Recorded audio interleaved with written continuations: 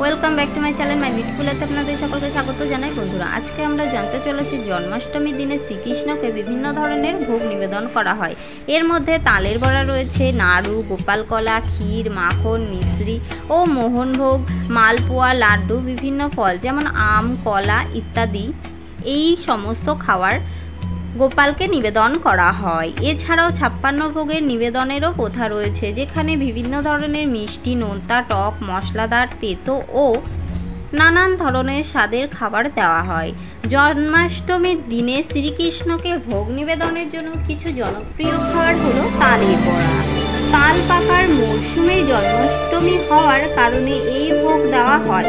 শ্রীকৃষ্ণের খুবই প্রিয় এই তালের বড়া।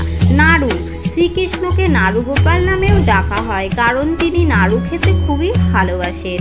গোপাল কলা, চাল, নারকেল কোড়া ও ফল দিয়ে এই ভোগ তৈরি করা হয়। মাখন মিশ্রি, খাঁটি গরুর দুধের মাখনের সাথে মিশ্রি মিশিয়ে এই ভোগ দেওয়া হয়।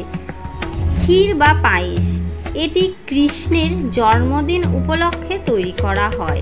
মোহনভোগ, মালাই ও রাবড়ি বা মালপোয়া এই ধরনের মিষ্টি খাবারও শ্রীকৃষ্ণকে নিবেদন করা হয়।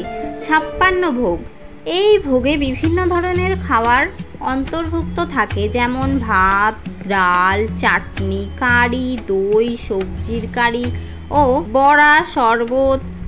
এগুলো ছাড়াও মৌসুমি ফল, মিষ্টি জল, ঠান্ডা পায়েস ইত্যাদি শ্রীকৃষ্ণকে নিবেদন করা যেতে পারে।